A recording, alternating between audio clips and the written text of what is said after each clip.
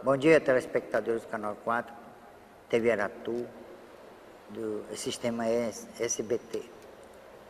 Nós aqui estamos, neste sábado de Carnaval, para mais um programa Encontro com a Cultura Espírita.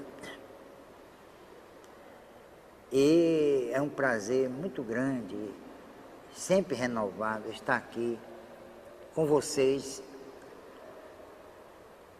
pregando, ou melhor, divulgando a doutrina espírita, que é a doutrina que surgiu em Paris em 1857, tomando como ponto de partida o lançamento de O Livro dos Espíritos, por iniciativa de Denisard Hippolyte Léon Rivail, cognominado Allan Kardec. Isso aconteceu em 18 de abril de 1857. Era uma época assim, muito conturbada na Europa, e mais especialmente em Paris. Debatiam-se vários temas importantes para a sociedade, temas importantes para o homem, de um modo geral. Homem no sentido assim até cosmológico. Então havia discussões importantes, como dissemos, como também havia discussões bizantinas, né? Às vezes até inúteis, mas era algo histórico e que merece chamar a atenção. Tanto que o Espiritismo é mais um ismo. Havia o positivismo, o naturalismo, o parnasianismo, o simbolismo, o marxismo, o darwinismo, etc. É claro que não era uma convergência absoluta, mas ao longo da segunda metade do século XIX, esses movimentos eclodiram de uma forma assim incontrolável.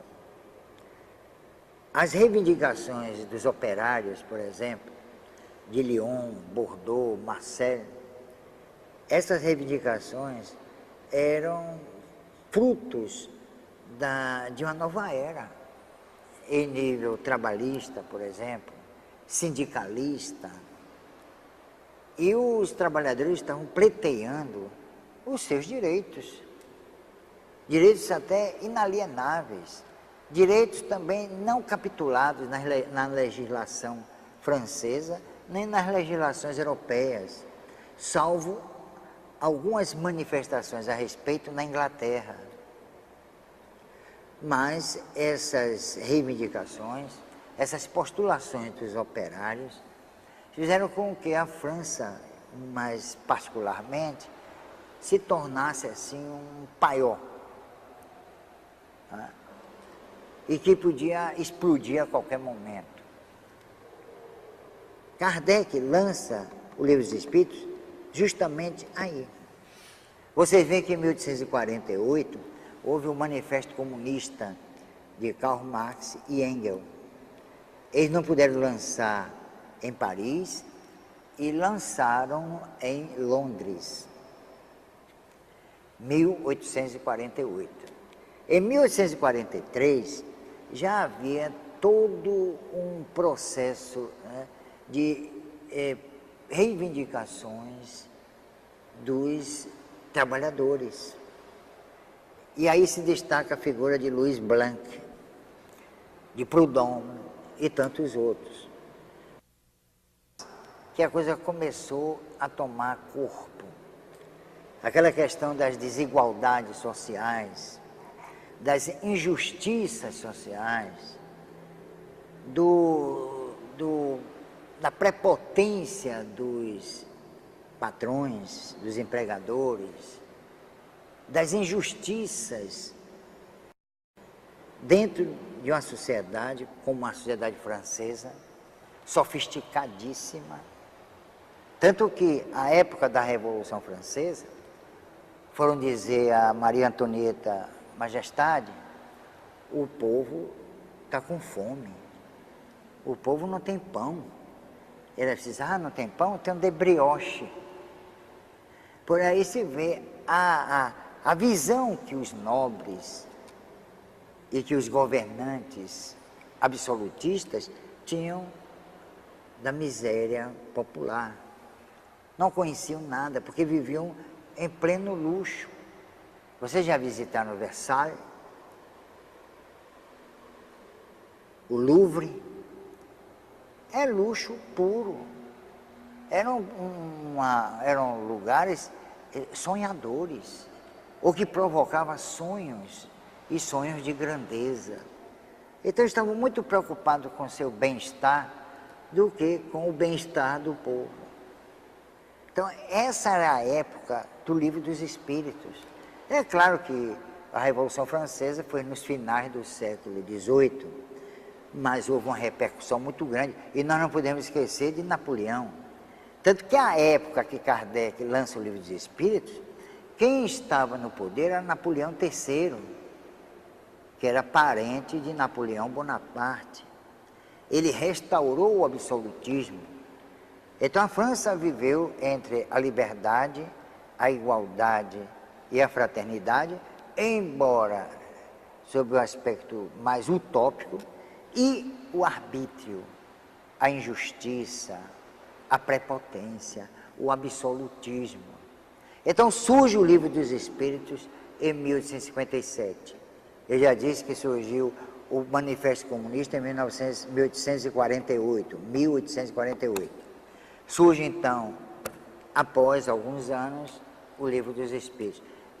Mais tarde, 2 anos depois, surgiria o livro de Darwin, as teorias darwinianas. Então vejam só para a gente, no próximo bloco, debulhar. 1848, o Manifesto Comunista. 1857, o Espiritismo. 1859, o Darwinismo.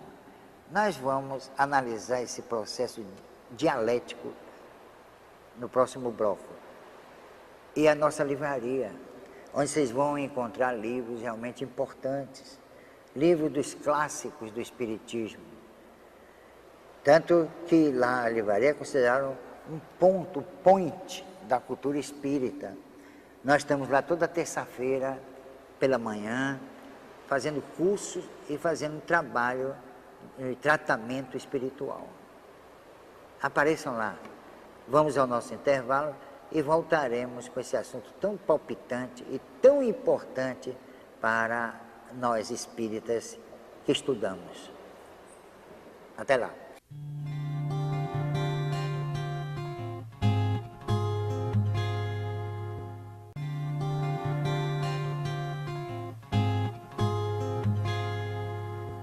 Voltamos à presença de vocês.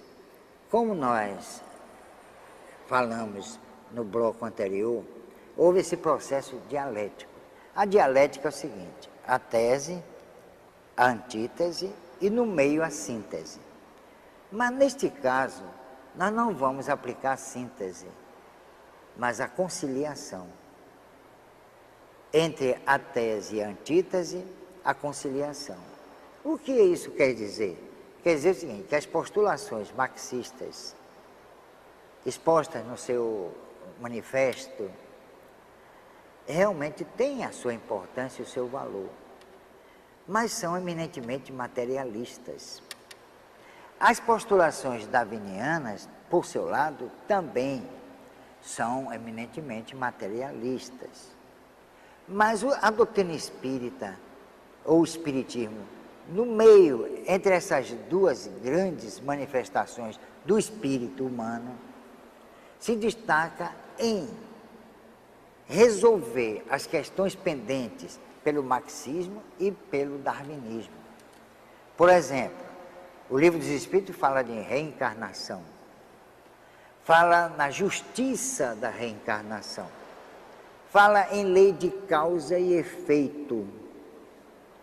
E, por outro lado, fala das desigualdades sociais que imperavam à época. E quando se fala em desigualdades sociais, se fala também em injustiças sociais. E era o que prevalecia. Quanto ao darwinismo, a doutrina espírita fala de um processo de evolução muito mais coerente e muito mais de acordo com a inteligência humana, para não dizer da inteligência divina, para muito mais com propriedade do que Darwin. A teoria de Darwin, ela erra em querer estabelecer a supremacia de algumas espécies sobre outras. É aquela questão da seleção natural, e que daria origem, mais tarde, segundo alguns sociólogos, ao nazismo. Aquela questão da raça superior, da raça pura, né? A sobrevivência por parte dessas raças superiores, em detrimento das chamadas raças inferiores. Olha, é um negócio sério, é injusto isso. Uma espécie não pode crescer ou se desenvolver em função do sofrimento de outra espécie mais fraca. Eu estou aqui falando grosso modo. Estudem e vocês vão, com certeza, comungar dos meus pensamentos. Então, a doutrina espírita tem uma importância fundamental. Vocês acham que esse processo dialético foi por acaso? O Manifesto Comunista em 48, a teoria de Darwin em 59 e o Espiritismo em 57? Os três tratando praticamente do mesmo tema, mas com óticas profundamente diferenciadas.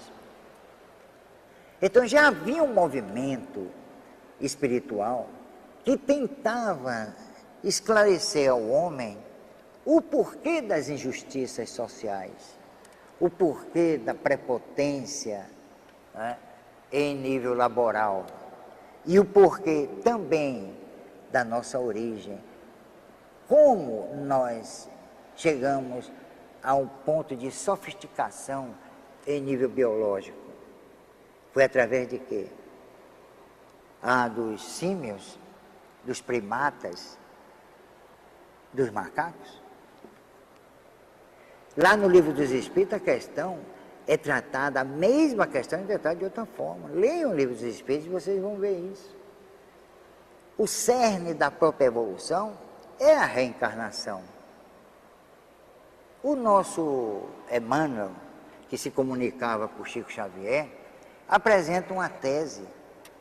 Ela é interessante e ao mesmo tempo especiosa, pelo menos na minha visão.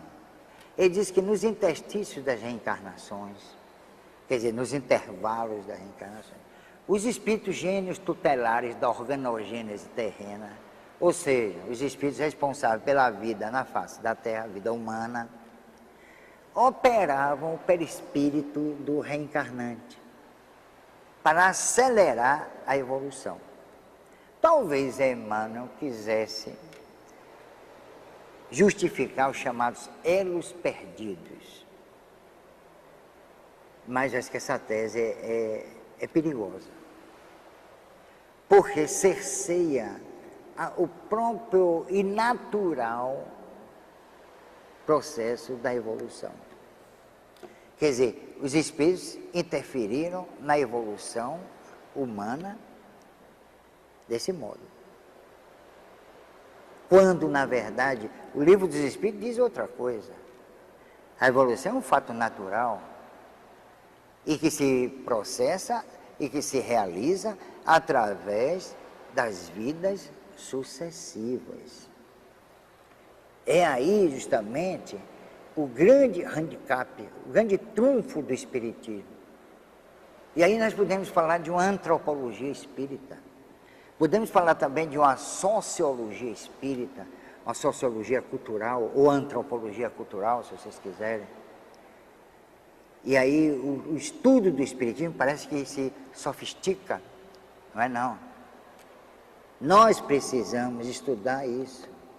A doutrina espírita, para mim, até um certo ponto, é elitista.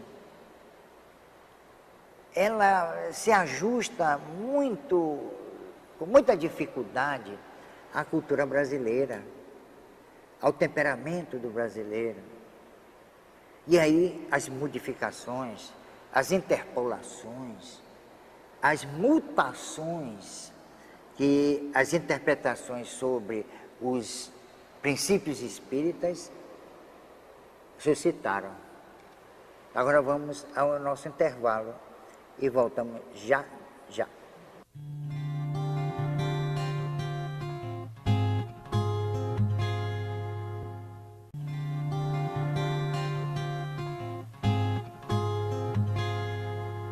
Vamos agora, telespectadores, às perguntas. Nós temos uma aqui, que vem de Nancy, do subúrbio.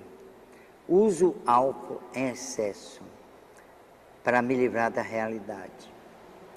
E me sinto muito mal por isso. O que poderia ser feito para me ajudar? Será, Nancy, que se você enfrentar a realidade, você vai sofrer mais? Ou vai sofrer menos? E o que seria a realidade para você? A crueldade da vida? As injustiças? Hein? O que seria a realidade? Você está fugindo. Você está entrando numa situação muito difícil, que não vai resolver nada. Então, esse uso do álcool em excesso pode criar problemas para você, se não já está criando. É bom que você pare um pouco, faça uma reflexão, vem aqui, para a gente conversar, trocar umas ideias. Que aqui esta casa não faz só desobsessão, nós conversamos com as pessoas. Eu não sou psicólogo, nem terapeuta, nem psicanalista, nada disso. Mas eu lido com a alma há quase 40 anos. Eu sei pouco, mas o pouco que eu sei dá para a gente conversar, trocar umas ideias e mostrar a você uma outra realidade. O alcoolismo só vai levá-la a sofrer mais. Seja lá a que realidade você está se referindo, é preferível enfrentá-la do que se mergulhar no álcool, que não vai resolver coisíssima nenhuma. Muito pelo contrário, vai criar problemas sérios para você. Então venha. Domingo de manhã, nós sempre estamos aqui no Teatro Espírita Leopoldo Machado, a partir das 9 horas da manhã. Venha que a gente vai conversar, trocar as ideias. Eu não sou aqui o magista Edix, eu não sou o professor, eu não sou o especialista em nada, mas eu tenho uma experiência de vida muito grande. Eu já entrei em contato com praticamente todos os grandes problemas humanos, aqui nesta casa e fora daqui.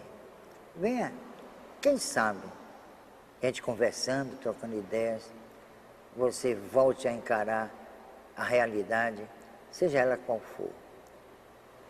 Você está deixando de encarar a realidade para se envolver num pesadelo, em algo que não vai lhe dar nada de bom e nada de positivo. Venha que nós estamos aqui esperando você, domingo pela manhã. Assim como você, os telespectadores que queiram tirar dúvidas sobre problemas do cotidiano, do dia a dia, problemas até mais complexos, existenciais, nós estamos sempre aqui dispostos. Vocês não pagam nada. Eu não considero isso exatamente uma terapia, nada disso. Porque a cada problema que nós enfrentamos, nós estamos aprendendo. Nós aprendemos assim. nesse contato quase diuturno, diário, com o que atormenta as pessoas, o que deixa essas pessoas angustiadas, e às vezes sem ter um caminho a seguir, sem ter um direcionamento.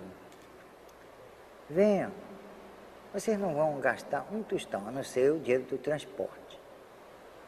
Então, venha que nós estamos aqui esperando. Domingo, preferencialmente. Ou então na Livraria Espírita Bezerra de Menezes, às terças-feiras.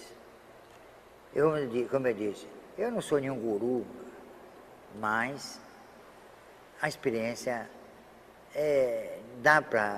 minha experiência dá para atender a certas reivindicações, digamos assim, do espírito.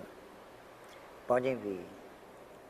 E podem ter certeza de que eu não me acho guru, nem me acho melhor do que ninguém, nem estou acima de quem quer que seja. E luto para me melhorar. Como os espíritos disseram a Kardec, se reconhece um espírita, um bom espírita, aquele que luta para se melhorar. É o que eu faço. E sempre vou fazer. A verdade é essa. Agora vamos concluir nosso programa com a nossa mensagem. O poder da palavra, a gente vê quando a palavra está no poder. Isso é de Milor Fernandes. Então, o poder da palavra, a gente vê quando a palavra está no poder. É uma grande verdade. Então, até o próximo programa, neste mesmo canal, e prestigiem. Apareçam aqui no centro. Venham, vamos conversar, sem compromisso e sem nenhum custo. Encontro com a cultura espírita.